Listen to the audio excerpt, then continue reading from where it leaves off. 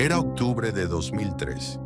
Yo era un chaval de 22 años, con un Ford Bronco del 91 hecho polvo, un fin de semana libre y la idea de que necesitaba largarme de todo.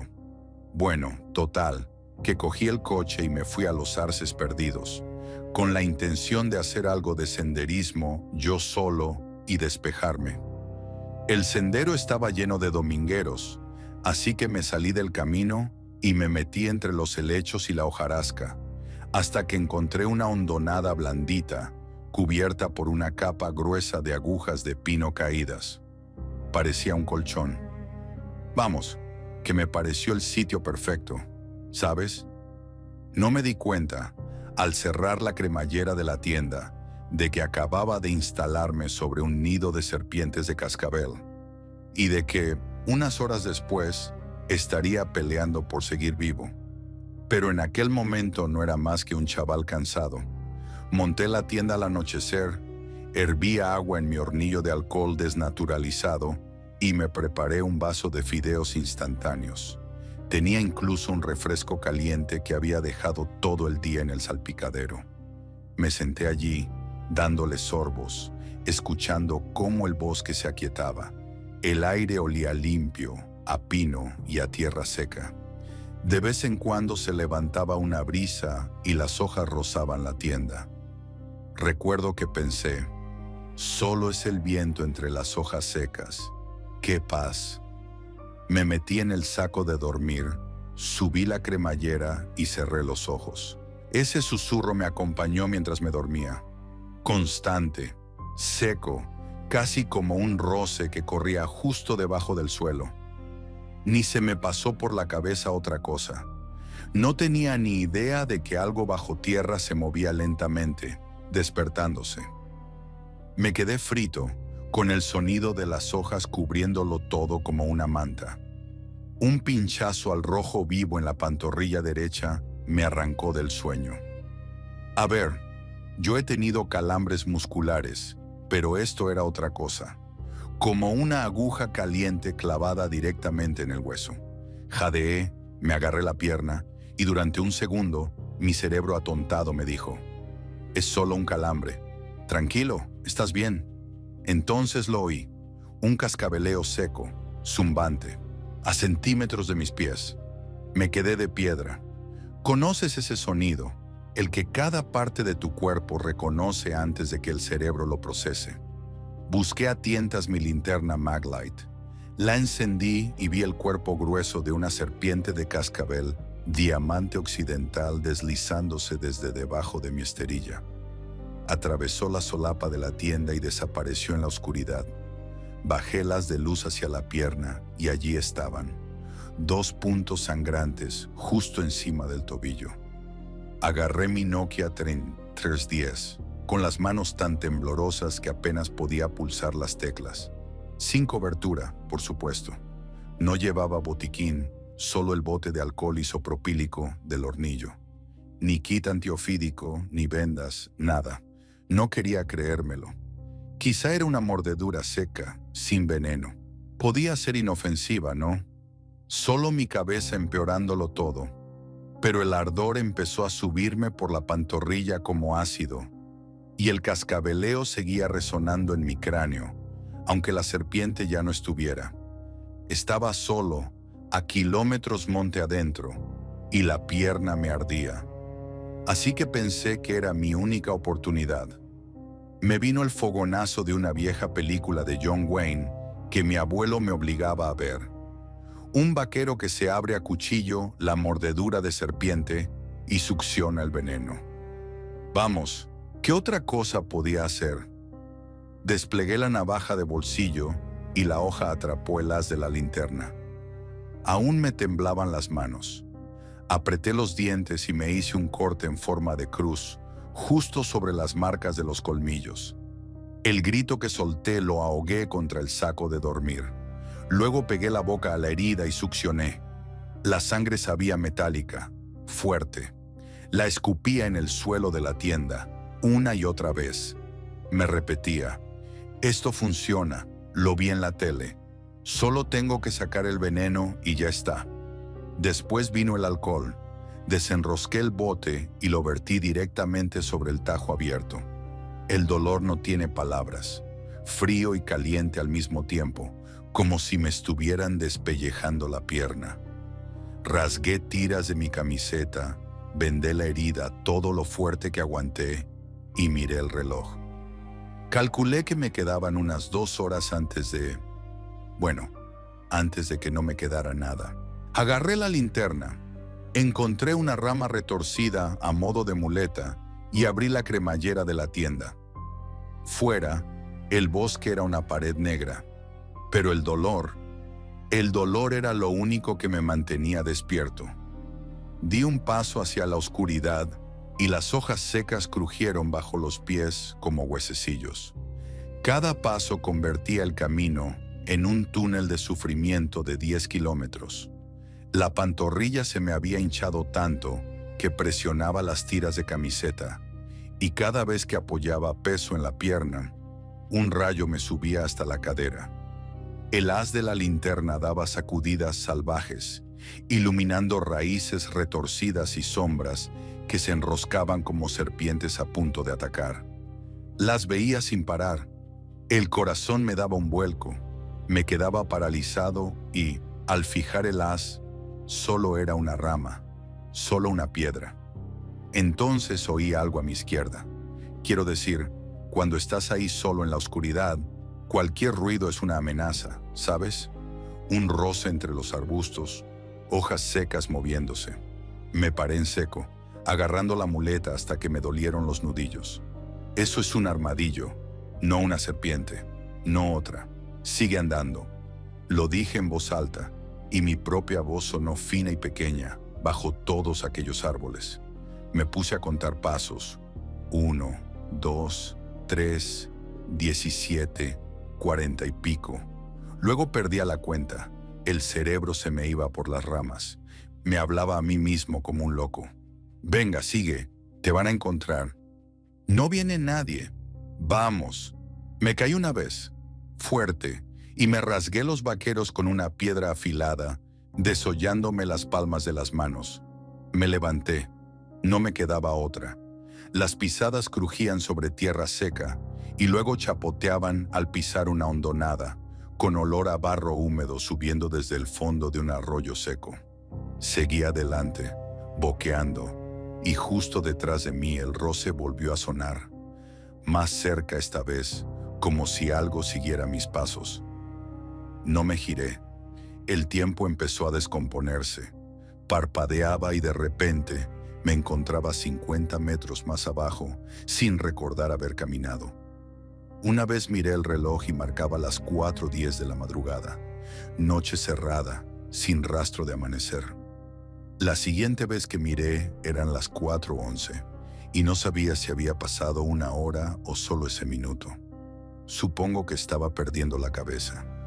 En algún momento vi a mi padre de pie bajo un árbol retorcido, a un lado del sendero. Murió cuando yo tenía 16 años. Estaba allí, asintiendo despacio, como si quisiera que le siguiera. Pestañeé y ya no estaba.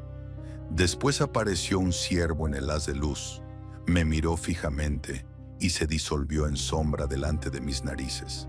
Me dejé caer de rodillas en el cauce seco, recogí con las manos agua turbia y me la bebí. No me importaba lo que llevara. El bosque enmudeció, un silencio absoluto, nada de viento, nada de roces. Y entonces la oí, un susurro, a lo lejos, la voz de mi hermana diciendo mi nombre. Vamos, que tenía a mi hermana clarísima en la cabeza, pero sabía que no estaba allí. Aún así, parecía real. Subí a rastras un terraplén de grava, arrastrando la pierna muerta, convencido de que me iba a morir. Y entonces lo oí, el zumbido de una carretera, motores lejanos perforando el silencio. Llegué al arcén de la M337 justo cuando el cielo empezaba a clarear. El crujido de la grava bajo las palmas de las manos era ensordecedor, como pequeños estallidos que agujereaban la quietud. Me incorporé sobre manos y rodillas, jadeando, la cabeza dándome vueltas, y miré carretera abajo. vacía. Luego, un rumor suave, y una camioneta Chevrolet Silverado azul dobló la curva. Levanté un brazo e hice una señal. Fue un gesto débil, apenas un saludo. Pensé, van a pasar de largo, no me van a ver. Pero la camioneta frenó. Dentro, una pareja de ancianos, con los ojos como platos detrás del parabrisas. Intenté decir algo. Serpiente, mordedura, pierna. Solo me salió eso. La mujer ya tenía un móvil pegado a la oreja. Me desplomé allí mismo, sobre la grava, boca abajo, con las piedrecillas clavándoseme en la mejilla. Llegaron las sirenas, primero a lo lejos y luego justo encima de mí. La voz de un paramédico flotó sobre mi cabeza, tranquila y firme. Sentí el pinchazo frío de una vía en el brazo y luego nada. Vamos, que aquella camioneta, si llegan a desviar la mirada un solo segundo, ahora no estaría aquí, ¿sabes? Me desperté en la UCI de un hospital de Madrid, entre cables y tubos. Los médicos dijeron que el antiveneno me había salvado la vida, pero que la pierna nunca volvería a ser la misma. Daño nervioso, algo de pérdida muscular, y el método aquel de cortar y chupar que había probado, lo llamaron tonterías de película. Me dijeron que solo había empeorado la herida y que me había quedado una cicatriz como si alguien me hubiera grabado una cruz en la piel. Semanas después volví allí con mi amigo Miguel en su Toyota Camry del 99 para recoger el equipo. La tienda estaba destrozada, seguramente por mapaches o coyotes. Levanté la esterilla aplastada y se me revolvió el estómago. Allí había un nido entero de mudas de serpiente, translúcidas y secas, y me golpeó un olor a podredumbre húmeda y almizcle, denso y viejo. De vuelta en mi apartamento, al deshacer el saco de dormir, una muda seca salió revoloteando y cayó al suelo. Me quedé mirándola fijamente. Una semana después lo oí. Un zumbido seco e inconfundible justo debajo de la cama. Desmonté la habitación por completo. Moví muebles, vacié cajas, revisé cada rincón. Nada. Seguramente sería un plástico que rozaba bajo la moqueta. Edificio viejo, ya se sabe. Pero aquel sonido, bueno, yo sé que parece una locura, pero de vez en cuando sigo oyendo algo. Un cascabeleo seco en la oscuridad, y me quedo helado, y sigo escuchando, cada noche.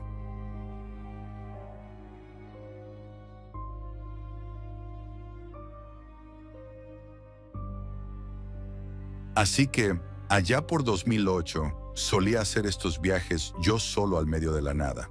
O sea, nada más que yo, mi vieja Ford Ranger y la cerveza barata que cupiera en la hielera. Agarraba la camioneta, buscaba un terreno público perdido y desaparecía todo el fin de semana, para despejar la cabeza, ¿sabes? Ese octubre puse rumbo al Valle de los Conejos, un rincón del desierto de Sonora, cerquita de la frontera con Arizona. Un silencio de esos que te hacen sentir como el último hombre sobre la tierra. Tomé un camino de tierra al atardecer, levantando un polvo que se quedaba flotando como oro en el aire. Recuerdo que en la radio sonaba Kings of Leon. Use Somebody acababa de salir ese año. Apagué el motor y me quedé un minuto así, escuchando cómo el silencio lo invadía todo. El aire olía a pino y a tierra seca, ese aroma del desierto alto que te hace sentir pequeño pero a salvo. No sabía que, mientras cerraba la tienda esa noche, algo ahí fuera ya me estaba observando y estaba haciendo planes. Pero bueno, en ese momento yo solo pensaba en la cena. Armé mi vieja tienda verde, la que tenía desde la universidad, y cociné un ramen en la hornilla de camping. No había luna llena, pero las estrellas, se veía todo. Me senté en la puerta trasera de la camioneta un rato, bebiendo una cerveza, con ese cansancio bueno que deja un viaje largo. Sin señal de celular, sin nadie en kilómetros, tal como me gustaba. Como a las 10 la temperatura se desplomó y me metí en el saco de dormir. Las paredes de nylon se sentían delgadas, pero eso es lo normal cuando acampas. Cerré la puerta de la tienda, apagué la linterna frontal y dejé que la oscuridad me aplastara. Y creo que ahí lo sentí por primera vez. Un hormigueo raro en la nuca, como si mi cuerpo supiera algo que mi cerebro aún no había entendido. Me dije que solo eran nervios de antes de dormir. Nada más. Me desperté en una oscuridad total, de esa negrura en la que no ves ni tu propia mano. Al principio no supe qué me había arrancado del sueño, pero entonces lo oí. Un rasguño, justo encima de mi cabeza, como una uña arrastrándose despacio sobre el nylon. Shht. No era fuerte, pero sí muy cerca, a centímetros de mi cara, con solo la tela fina de la tienda entre yo y lo que fuera que estuviese afuera. Me quedé helado, completamente paralizado. Tenía la mano a medio camino de la linterna Maglite que siempre dejaba al lado del saco, pero no podía moverla. El sonido se detuvo. Aguanté la respiración, escuchando tan fuerte que me zumbaban los oídos. ¿Una rama quizá? ¿Un mapache? Traté de buscarle sentido, porque la otra opción, que alguien estuviera de pie junto a mi tienda, pasando el dedo por la tela, no era algo en lo que quisiera pensar. Y entonces ocurrió otra vez. Sst. Más largo, más deliberado. Nada de azar. El tipo de sonido que haces cuando quieres que el otro sepa que estás ahí. El corazón me golpeaba tan fuerte que lo sentía en la garganta. Agarraba ya la Maglite, los nudillos blancos alrededor del metal frío, pero seguía sin moverme, sin encenderla, porque una parte de mí sabía que la luz me mostraría una sombra contra la pared de la tienda, una forma que no quería ver. Así que me quedé tumbado en mi saco Coleman, con el sudor frío en la frente, esperando. El rasguño se detuvo otra vez, un momento largo, sin nada, y luego lo oí deslizarse unos centímetros a la izquierda, hacia el lateral de la tienda. No se había ido, se movía, y entonces, ¿sabes? Empezó a dar la vuelta. El rasguño iba lento, metódico, como alguien que arrastra el dedo por el exterior de la tienda mientras camina a su alrededor. Sst, paso, sst, paso. Lo seguí con los ojos aunque no veía nada. Pasó por mi hombro izquierdo, ahora detrás de la cabeza, ahora a la derecha. Mi cuerpo estaba rígido, cada músculo gritándome que corriera. Pero, ¿a dónde iba a ir? ¿Allá afuera, a la oscuridad, con aquello? Las estacas de aluminio de la tienda, las baratas que venían en el kit, de repente me parecieron palillos clavados en tierra. Nada entre yo y lo que fuera que hubiese al otro lado, salvo una cremallera y nylon. El sonido continuó. Llegó a los pies de la tienda, se detuvo un latido y luego siguió. Cerró el círculo. Y entonces, justo donde había empezado, encima de mi cabeza, nada. Silencio. De ese silencio que duele en los oídos. Me quedé temblando, diciéndome que ya había pasado. Quizá un animal curioso. Dio la vuelta a la tienda y se marchó. Eso pasa, ¿no? Los venados hacen cosas raras. Los coyotes son atrevidos. Pero sí, el silencio se sentía mal. Se sentía intencionado, como si algo estuviera perfectamente quieto, a unos centímetros, esperando a que yo hiciera el primer movimiento, esperando a que abriera la cremallera. Apreté más la linterna y no me moví. No respiré. Los minutos avanzaban a rastras. El silencio se estiraba, pesado y denso, y empecé a creer que, a lo mejor, me había imaginado todo, que la oscuridad y la soledad se me habían metido en la cabeza. Casi me reí de mí mismo, casi me relajé, y en ese momento la tienda se me vino encima, y entonces, así, de golpe, la tienda se derrumbó. Un segundo estaba tumbado en la oscuridad, mirando el techo de nylon, convenciéndome de que todo iba bien.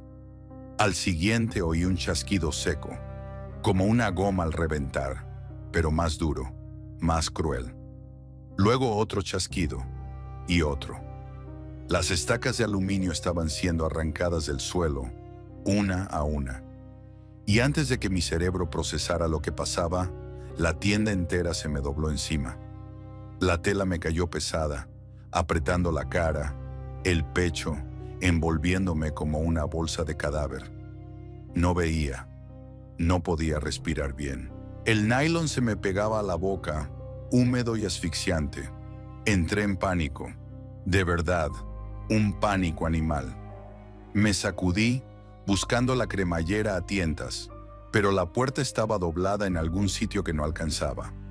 Durante unos segundos solo estaba ciego y atrapado, peleando contra mi propia tienda, mientras el aire frío de la noche se colaba por los huecos donde antes estaban las estacas. De algún modo encontré la cinta de la cremallera. Tiré tan fuerte que pensé que la rompía. La abertura se abrió de golpe y salí a gatas a la oscuridad, jadeando. El suelo estaba frío y olía a tierra húmeda. Mi linterna frontal, la Petzl que siempre enganchaba al lazo de la tienda, había desaparecido, seguro enredada en el desastre. Pero las llaves seguían en el mosquetón de la presilla del cinturón, y las agarré como un salvavidas. Me puse de pie y giré sobre mis talones, puños en alto, listo para... no sé para qué.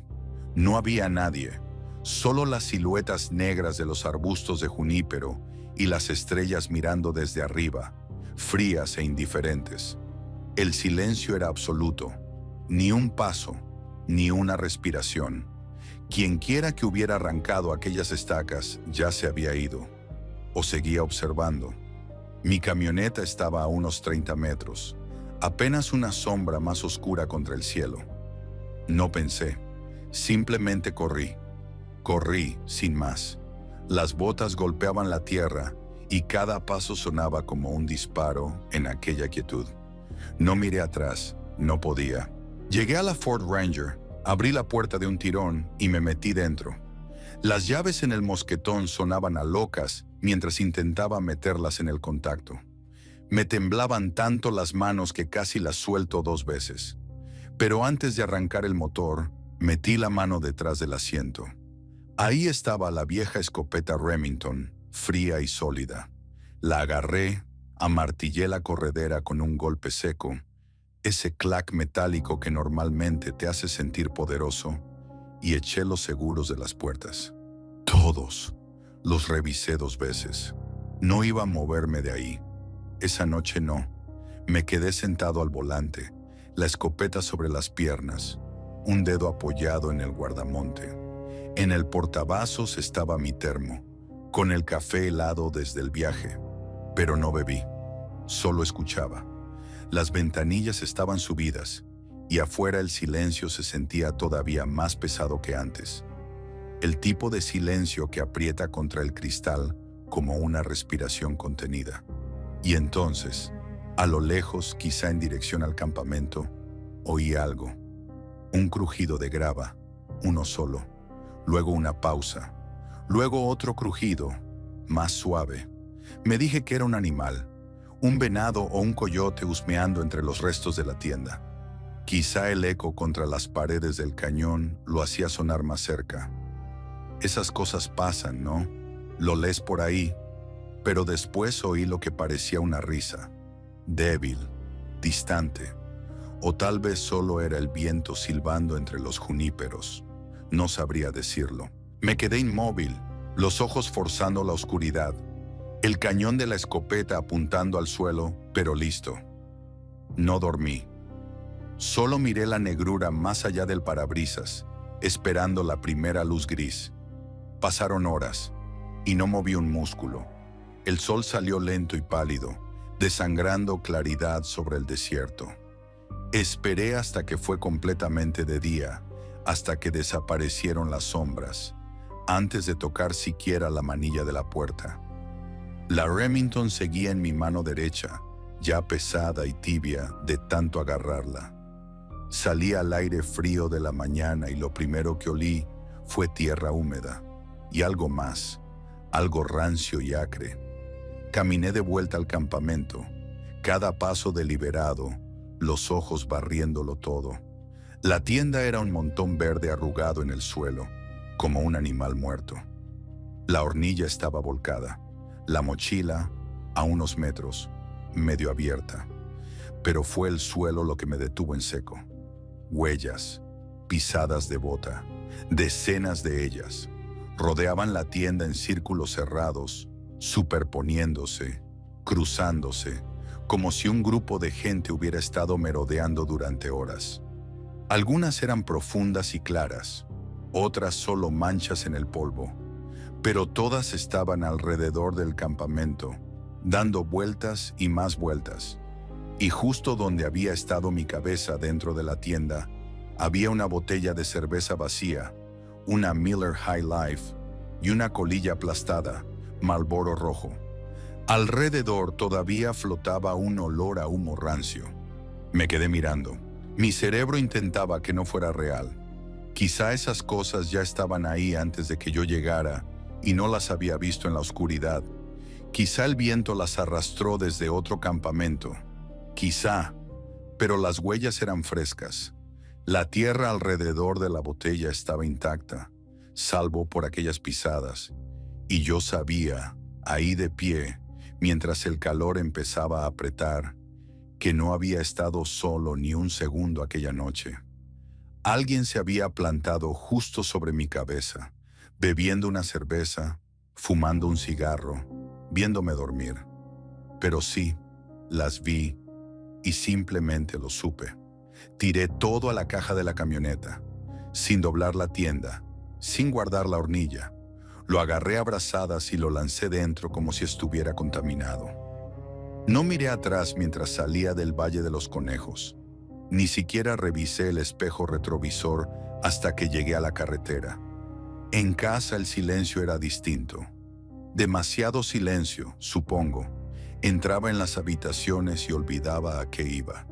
Me sentaba en el sofá y me quedaba una hora mirando la pared, repitiendo el chasquido de las estacas, el círculo de pisadas. Intenté olvidarlo, pero ya sabes cómo es.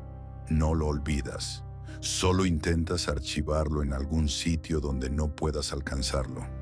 Así que, cosa de una semana después, me encontré de madrugada con mi vieja laptop, tecleando desapariciones en el Valle de los Conejos en Google. Fui a parar a un foro paranormal de Sonora.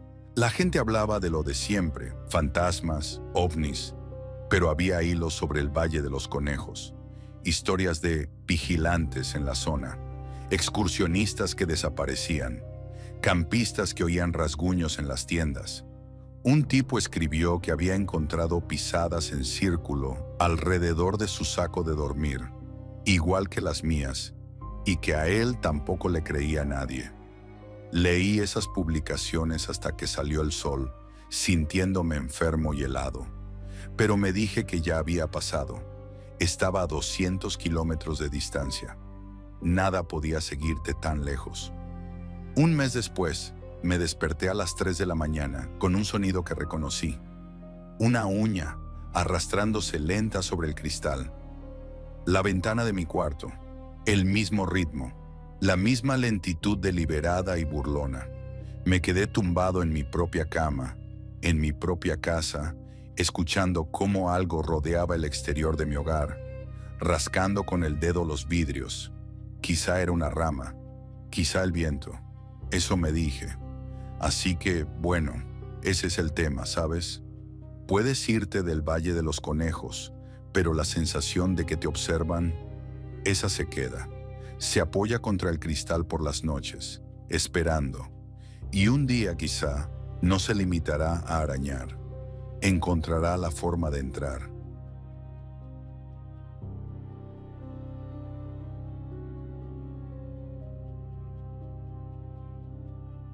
Bueno, ya sabes cómo es cuando tienes 17 y todo el verano se estira frente a ti como un camino de tierra sin final.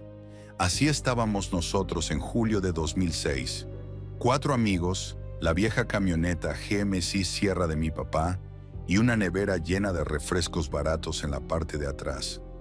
Llevábamos AC/DC a todo volumen, Back in Black una y otra vez, con las ventanas bajadas y el polvo volando.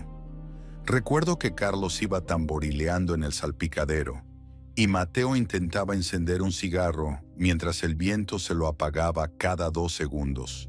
Nos dirigíamos a lo más profundo del bosque de la Sierra de Gredos, sin un plan real, solo a un claro que nos había contado el hermano mayor de Carlos, un sitio donde se podían ver las estrellas y nadie te molestaba. Encontramos el desvío después de casi quedarnos atascados en un surco un par de veces. El lugar era perfecto. Paredes tupidas de pinos por todas partes, un anillo de fuego que alguien había dejado atrás hecho con piedras medio derretidas, y un suelo suave y seco que parecía no haber sido pisado en años. Mientras montábamos las tiendas y encendíamos la hoguera, todo parecía sacado de una estúpida película de adolescentes. Pero había algo que no dejaba de notar, algo que empezó a picarme en el fondo del cerebro: el silencio. En cuanto el motor se apagó, fue como si una manta pesada cayera sobre el bosque. Nada de grillos, nada de ranas, ni siquiera el viento entre las agujas de los pinos. Recuerdo haber pensado que el bosque estaba sencillamente en completo silencio esa noche, y bromeé diciendo que hasta los bichos tenían miedo de hacer ruido. No me di cuenta de que nosotros también deberíamos haber tenido miedo de hacer ruido. Quiero decir, me lo tomé a risa. Me convencí de que estábamos más metidos en el monte de lo que habíamos estado nunca, que los pájaros simplemente estaban durmiendo, ¿sabes?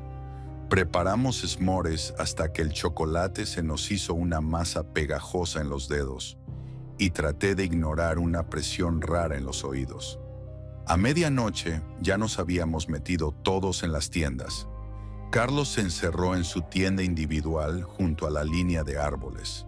Mateo y Benjamín compartieron la grande naranja, y yo estaba solo en la vieja tienda de 2 de mi tío, sintiendo el frío del suelo a través de la base.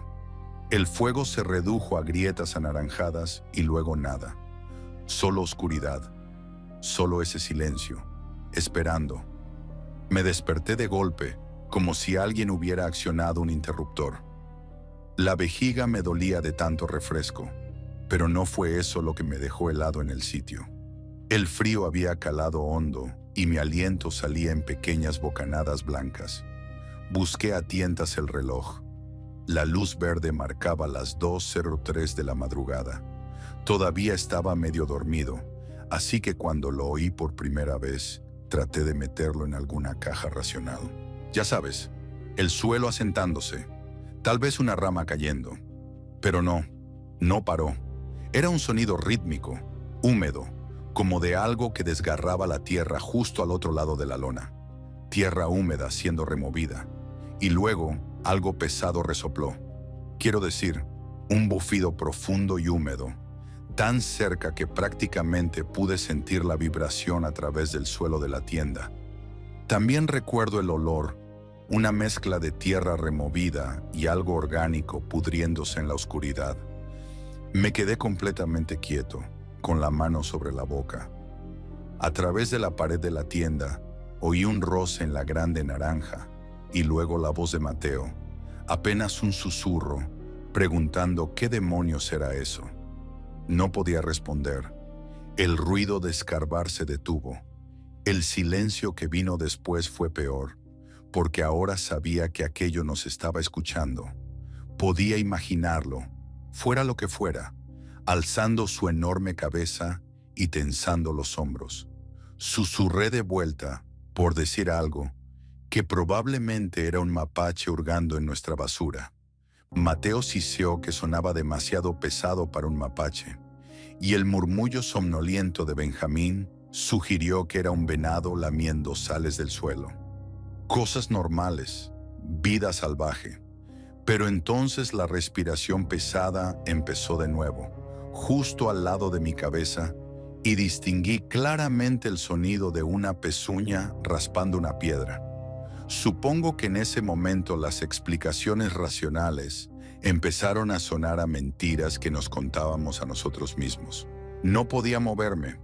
Me quedé tumbado con el corazón golpeándome las costillas, mirando la negrura donde estaba la pared de la tienda, esperando que aquello la tocara. No es broma, creo que nunca he estado más aterrorizado que en esos segundos siguientes de silencio absoluto.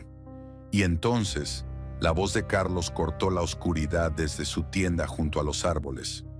No estaba susurrando, dijo en voz alta y con una valentía estúpida que podía verlo. Una enorme sombra jorobada moviéndose como un tanque a 4 patas. Y nos dijo, como si fuera un gran plan, que iba a ahuyentarlo. Verás, Carlos había traído la pistola de bengalas Orion de su padre.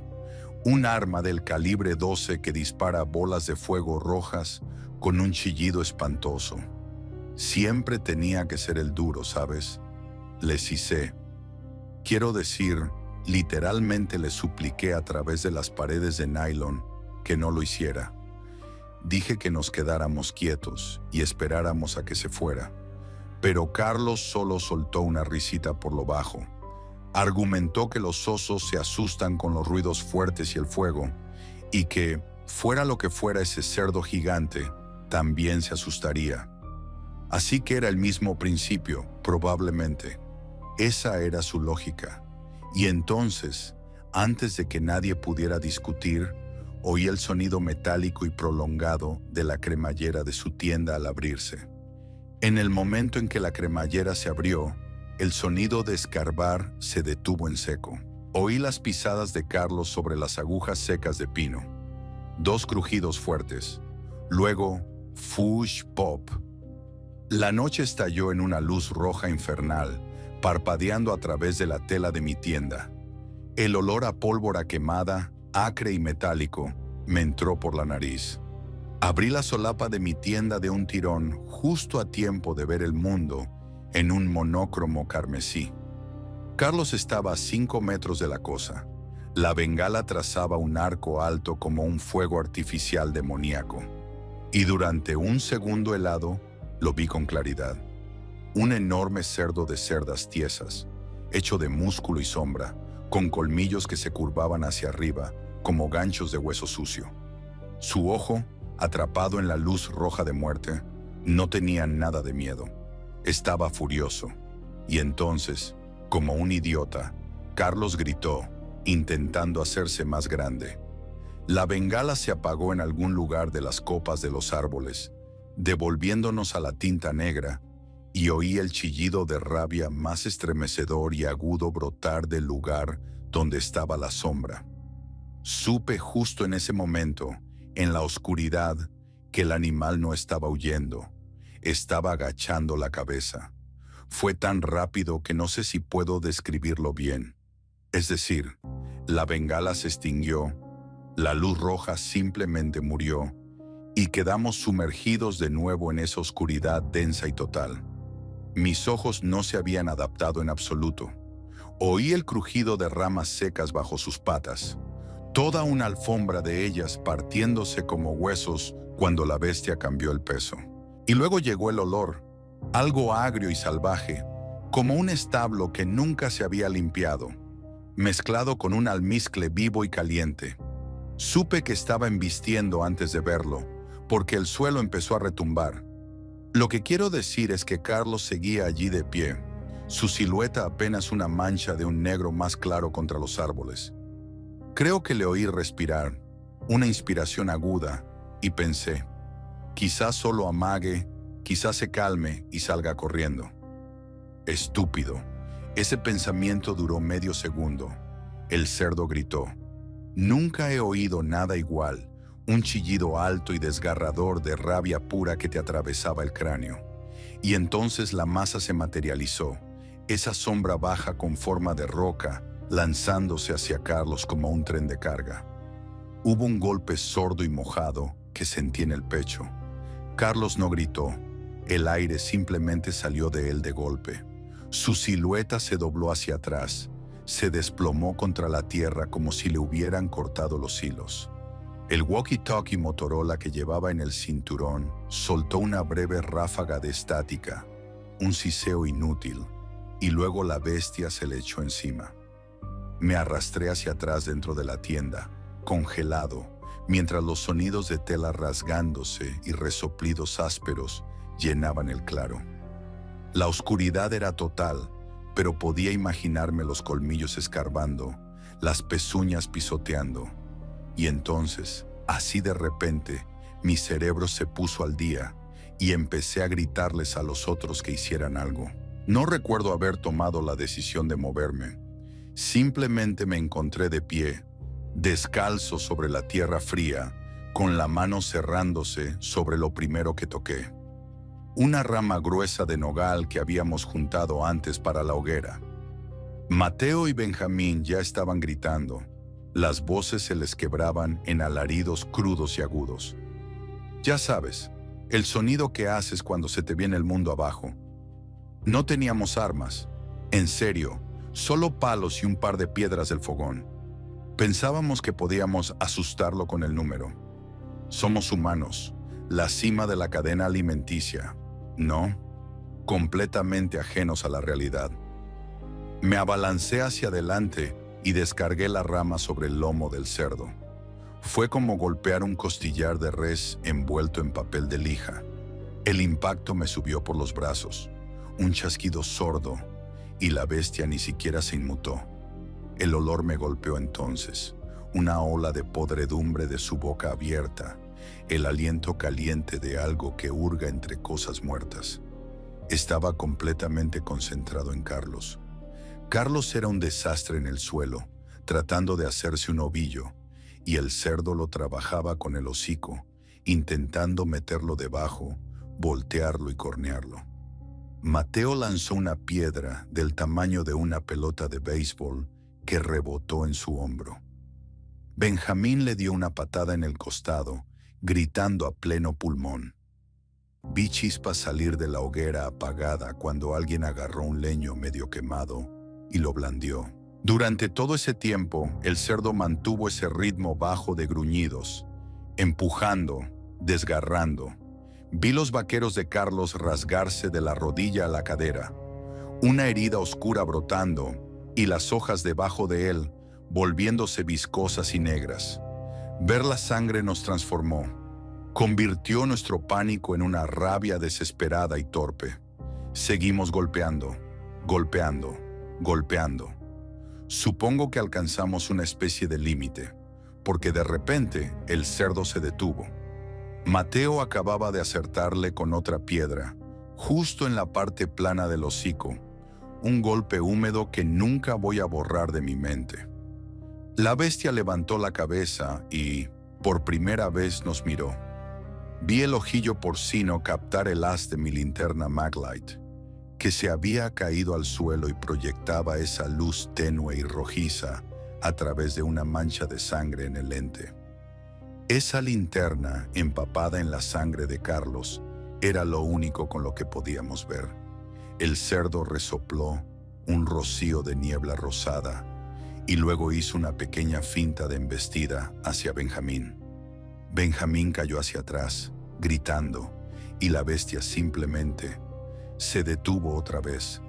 Fue como si un interruptor se hubiera accionado. Pero sí, el ataque había terminado. Y entonces, simplemente, desapareció. Quiero decir, giró su hombro macizo y caminó hacia la línea de árboles. Sin prisa, las pisadas pesadas se fueron desvaneciendo, crujido a crujido, hasta que el silencio volvió a caer. Solo que este silencio no era vacío. Era ensordecedor, zumbante, lleno solo de los gemidos húmedos y superficiales de Carlos. Se sujetaba el muslo y pude ver el blanco del hueso entre toda aquella carne. El olor a hierro, caliente y fresco, lo impregnaba todo. Recuerdo que Mateo susurró que se había dado cuenta de que éramos demasiados. Una decisión animal racional. Quería creerlo con todas mis fuerzas. Pero, incluso entonces, mirando la negrura por donde desapareció, No me lo creí ni por un segundo. Supongo que tuvimos suerte. Al menos eso es lo que no para de decirme la gente. No dormimos. Nadie podía. Arrastramos a Carlos cerca del fogón apagado y usamos el botiquín, lo poco que había, rasgando una camisa de repuesto para taponar la herida. Le entablillamos la pierna con 2 ramas rectas y las correas de las mochilas. La cara se le ponía gris cada vez que las apretábamos. Se desvanecía, murmurando sobre el ruido, y luego se despertaba sobresaltado, preguntando si había vuelto. El Motorola era inútil, solo estática y silencio. Así que sí, esperando a que amaneciera. La oscuridad se estiró para siempre. El bosque en silencio, salvo por el roce del viento entre la hierba salpicada de sangre. Ese sonido, solo la hierba moviéndose, me hacía dar un respingo cada 10 segundos. Cuando el cielo por fin pasó de negro a gris carbón, oímos un ruido que me desanudó el pecho. Un tractor en algún lugar a lo lejos. Nos turnamos para cargar a Carlos, siguiendo el ruido hasta que salimos de los árboles, y vimos una vieja granja medio caída contra el borde del bosque. El granjero, un anciano en mono de trabajo, ni siquiera pareció sorprendido. Solo asintió, sacó un botiquín que olía fuerte a yodo y dijo que nos habíamos topado con el viejo Garfio. Como si fuera algo que pasara. Limpió a Carlos y nos llevó al hospital en su camioneta. Recuerdo que dijo que era solo un animal, solo instinto, una coincidencia. Me aferré a esa explicación durante todo el trayecto, pero la noche siguiente, de vuelta en mi cama, me desperté a las 2 de la madrugada, bañado en sudor frío. Juraría que oí una pisada pesada, solo una, crujir entre los arbustos afuera de mi ventana. Y luego, solo ese roce, esperando.